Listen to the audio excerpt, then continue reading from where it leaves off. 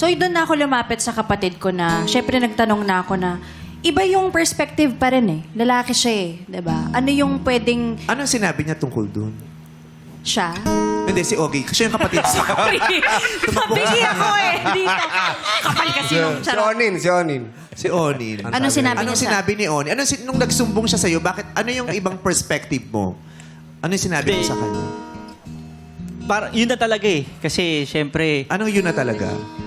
nag-cheat siya, ganun. Kasi, umiiyak na siya. So, syempre, siguro nasaktan siya. Then, na-feel ko na rin yung pain niya. Kumbaga parang, kasi, almost, yun, araw-araw sila magkakasama. So, syempre, alam niya yung mga nangyayari, nakikita niya. Siya yung At witness. diba, nagkahulihan. Kwento mo, ito na nga. Nagkahulihan. Kasi yung girl din, Punta na siya doon. si Pero girl, nahihilo lang ako kasi Onin. Ay, sige, sige. Oo, wag. Si girl po kasi, nakakausap ko rin siya. Subukan mong umikot. Nakakausap ko Charot. din May siya. charot sa dulo. Ayan. Tapos,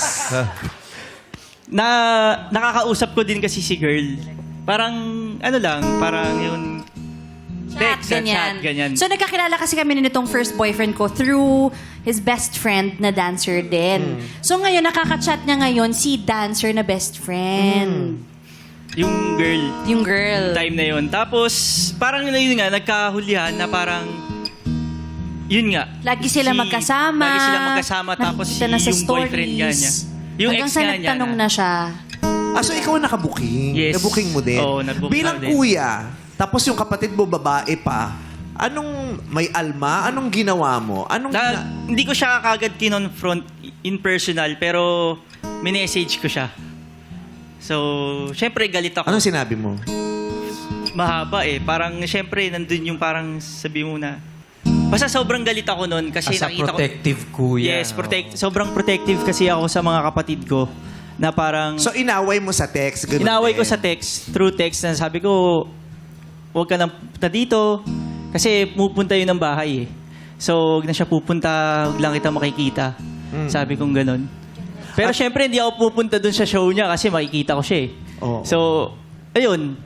Parang haba ng message ko na ganun nga, na parang sinaktan niya si Rita, ganun. Kasi first boyfriend, first na relationship, first na nagmahal siya, tapos biglang nasaktan siya ng ganun. So you are that type of kuya Yes na may gagawin ka Confront. Oo. para ipagtanggol yung kapatid mo. Yes. Hindi Yes ikaw yung hurt ka para sa kanya pero wala kang ginagawa. Di ba may ganun yung hurt ako para sa kanya pero nandito lang ako to support you. Pero wala Siya siyang talagang gagawin. Di ba? Yung kakausapin, aawayin, susugurin, ganun. Wala. Ikaw yung ganun kuya, may gagawin Yes, ka kasi para kahit sa makagat man lang siya ng langgam, di namin siya hayaan ng ganun eh. Ang swerte mo din, no? Ang sarap ng ganun. Masarap yung... Masarap kaya makaramdam na may nagtatanggol sa'yo. Protector. Kahit hindi mo hinihiling. Lalong-lalo na kung yung nagtatanggol sa'yo, kasama mo. Kasi minsan it pains also pag feeling mo parang wala lang sa kasama mo. Di ba? Pero pag naramdaman mo, nagparamdam sa'yo ng suporta yung kasama mo, ang sarap sa pakiramdam nun. Minsan yun pa yung nakakaiyak. Ay, naramdaman ko yung ginawa niya. I felt that. Ang sarap nun. Diba? So, ang swerte mo. Kasi kahit di mo hinihiling, Salamat. binigay ng kusa. Oo. Kaya din minsan na, sa totoo lang, pinipili ko lang din yung sinusumbong ko sa kanila. Kasi syempre, dalawa yung kuya ko, di ba? Susugot. Iba, sobrang lakas ng loob nila. Asan yun? Pupuntahan ko yun. Ganon silang level talaga. Ikaw din ba ganun ka sa kuya mo?